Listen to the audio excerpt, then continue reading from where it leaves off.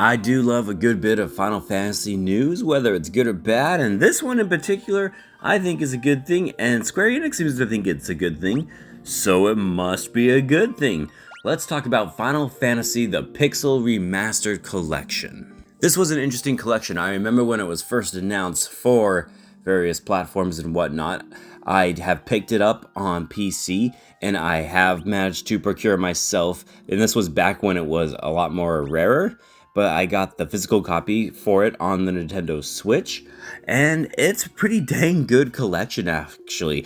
I am very happy with it. I think they did a really nice job, and there were some interesting differences and updates to help improve it. For example, if I remember, the text font was a little bit small and weird and hard to read. They have fixed that, I believe, since then. At least from what I can tell from going back and playing it. I haven't played every single one of these games, but I have tried out a bunch of them on the collection. It's Final Fantasy 1 through 6, by the way, in case anybody's wondering.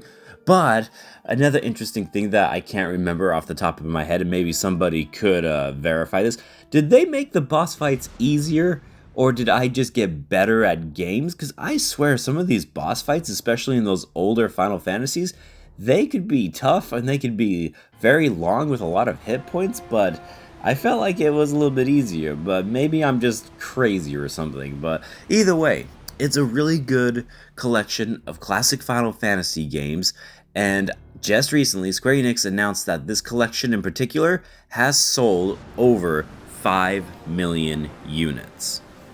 Now, I'm not certain what constitutes a sell for this, because let's say you didn't want all of these games. Let's say you only wanted Final Fantasy VI, and great choice, by the way. Very good choice. A very good game. But let's say you just wanted Final Fantasy VI Pixel Remastered, right? You could just buy that game individually. So I don't know if they count this collection as, like, this is for all 6 games, or this is just if you bought any from this collection, or do they count every single game if you bought the collection as a unit sold? So for example, if you bought the collection, that would count as 6 units sold.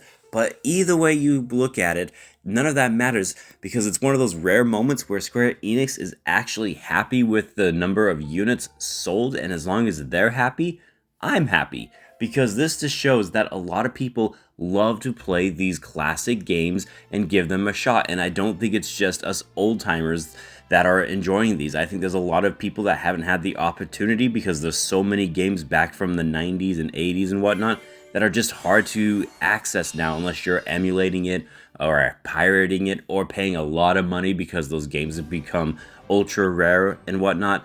But this is just showing Square Enix and really everybody that old games are still just as fun. They're going to be here to stay, and it's going to continue to encourage Square Enix to make more remasters and remakes, which is what I think part of their strategy is going forward, because they keep doing it with games like Live Alive and Star Ocean and Dragon Quest III, all of these remakes and remasters of these classic titles, and I think it's a really cool thing. Plus, it gives some life back into the old games and gives them a chance to kind of get a touch-up and improve, essentially. For me, I think it's a win-win. And if I were one of these companies doing this sort of thing, I would use that money to help further the development of newer and more next-gen or current-gen video games. Games like Final Fantasy XVI and Final Fantasy VII Rebirth that cost hundreds of millions of dollars. This is a good way to help fund those games. There's a balancing act there. I know a lot of people don't like remasters and remakes and say it takes away from developers and time and money that could be spent on newer games. But here's the thing, with how long newer games take to make, and it seems like 5 to 7 years now is the norm, which is insane, you need something to help in the meantime bolster some more economic growth in your company to even be able to afford these games, especially if one of them doesn't sell that well. And maybe we'll talk about Final Fantasy XVI, because if recent reports are to be believed, that game's not doing so hot, but that's not for this discussion. But yeah, you need something to help, stimulate those games. And I think things like the Final Fantasy Remaster Pixel Collection or whatever, these are great methods to do that. So congratulations to Final Fantasy Pixel Remastered Collection. That's awesome. And like I said, If you haven't tried these games, I highly recommend it.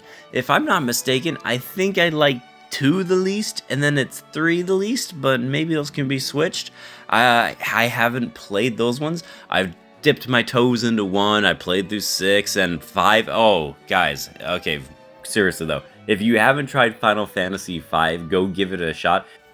It is such an underappreciated game, man. It is way good, okay? It's so good. I really like 5. So, anyways, not important. Let me know what you think about this news, if you're happy about it, if you've tried this out, and which one of these was your favorite, and tell me why it was 6. I think for 90% of people it will be 6, and that's okay. That's an amazing game. So, as always, I am Bradley Overrated, out like a trout. Praise be to Evan, and I'll see you on the next one. Later.